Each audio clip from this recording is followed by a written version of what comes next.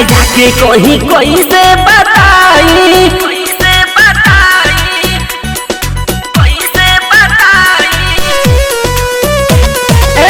केकरा से जाके कहीं कोई से बताई लोगवा करी बदनाम।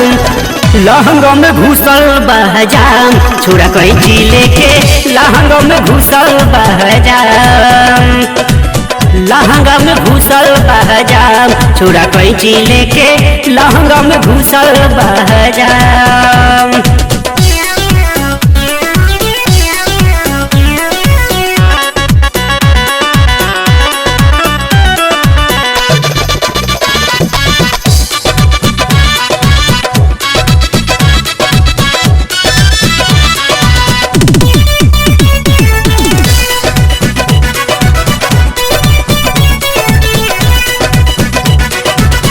अकेला चलो तारे पूरी सारी खेल बा ऊपर से तनी को लगइले ना तेल बा। कैसे निकाली हम एकरा के बहरी ओइसन जगह जाके गइल बाटे ठहरी। जिया घबराइल बा मोहती मराइल करे कैसे आगे कौन काम।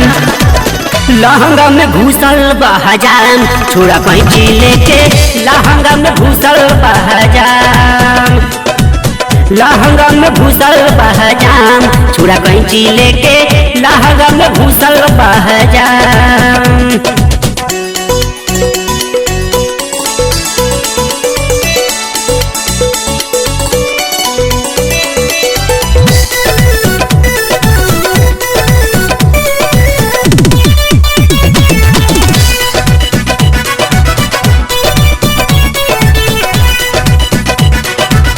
पियले बतारू ही तो ही घटना कोई बवाल खबर चल जाई पटना।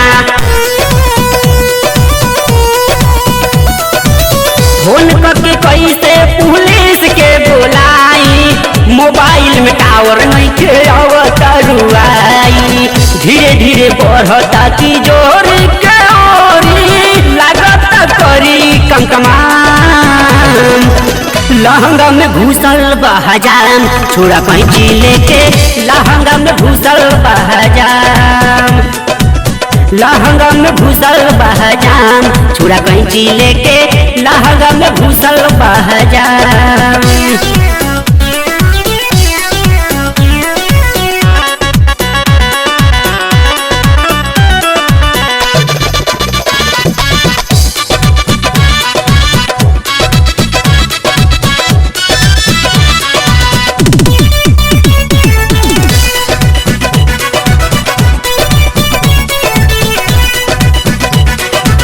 देह गनगनाता जब भीतरी सतावता ठोके ठोके लार मुआना ओही चचुआवता।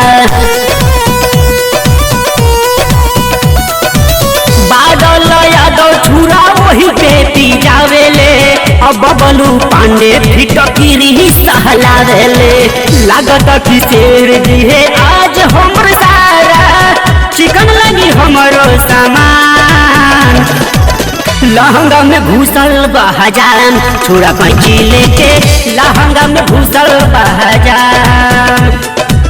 लहंगा में घुसल बहजाम छोड़ा कैंची लेके लहंगा में घुसल बहजाम।